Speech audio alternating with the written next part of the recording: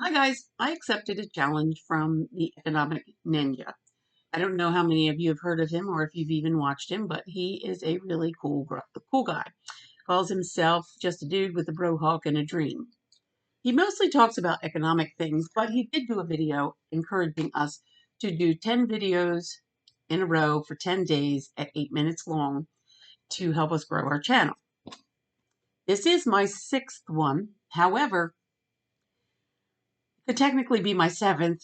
Yesterday, I had an event that I had to be at, and I only got out a video, a YouTube short. I didn't get a complete 8-minute video out, but I did post. This will be my seventh consecutive day in a row, and all the other videos were 8 minutes or more, except for yesterday's.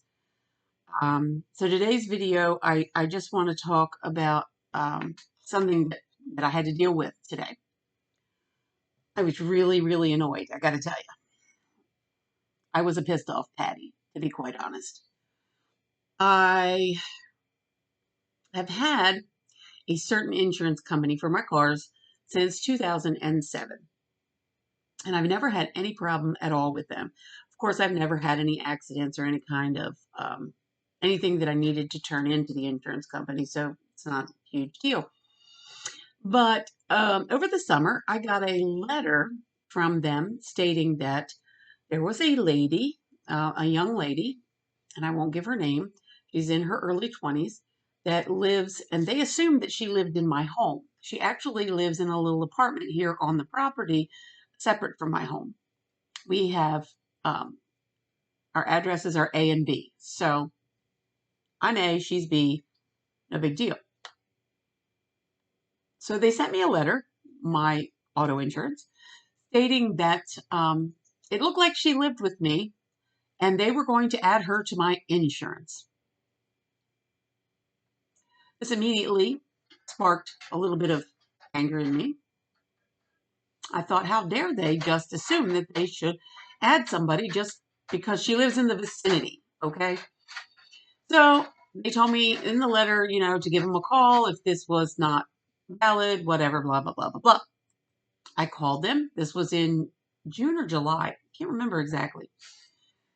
Should have wrote it down, and I should have wrote down who I spoke to. But I called immediately because the last thing I want is extra money coming out of my paycheck to go to insurance for someone who's not driving my car. I called them and they said, no problem, ma'am. We will not add her to your insurance. I'll make a note of it here and everything will be fine. You've called before the date that they had set. And I'm like, perfect, all good.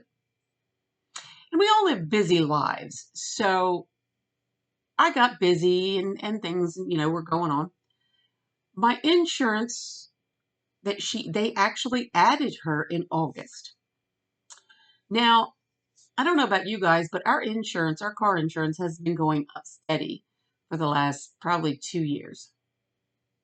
And as busy as I was, I looked at it and I thought, that's outrageous. Why did it go up?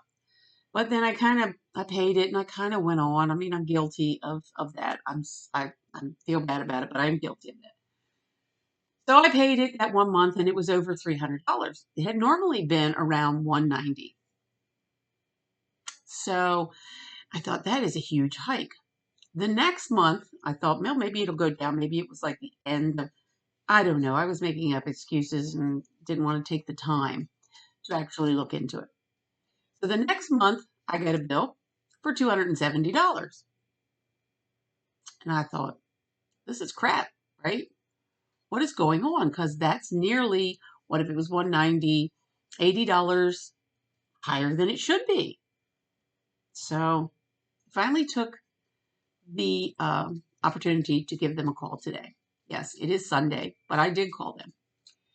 I gave them a call and I was very nice because I understand that the young lady that I was speaking to on the other end of the phone was not responsible for what happened. She just got the short end of the stick and got my phone call and had to deal with it. So I was polite and I was kind. And I did tell her, I said, look, this is what's going on. I made a phone call in July. They told me that it would be taken care of. They would not add this young lady.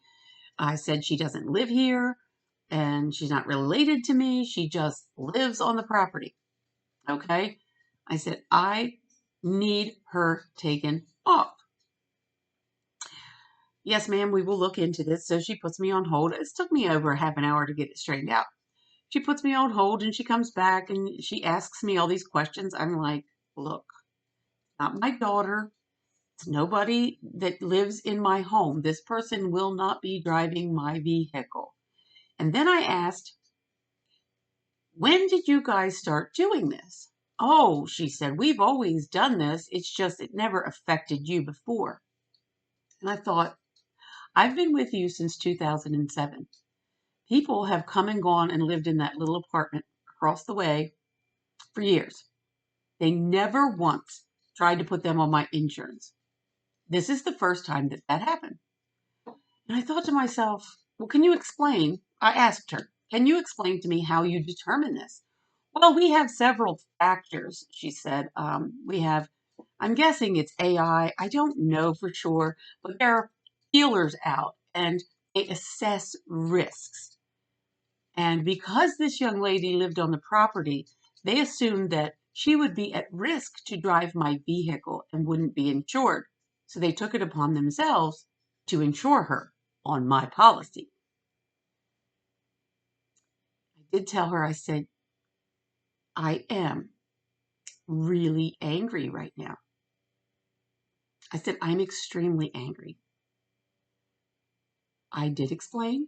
I understand that she had no responsibility for this and she was trying to help me fix it. I said, I'm trying to wrap my brain around this, but I'm really pissed. She said, ma'am, I understand. If that were me, I would be upset too.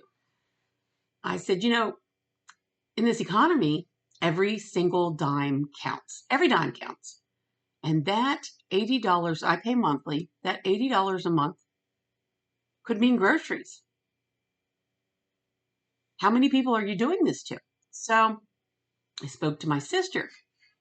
She doesn't live far from me. We all kind of live here together. And she said, they did that to me.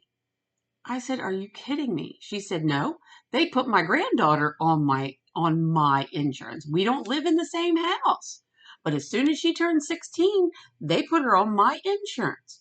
She said it was a big crazy thing and we had to prove that she had insurance and all the other things. And I said, no. How can they legally get away with that? To me, that doesn't seem like it can be legal. If you have any answers for me, please tell me. Please tell me if this is legal. Are they legally allowed to do this? Well, let me continue my story. The young lady, she put me on hold and she went and spoke to her supervisor and she said, we are going to make this right.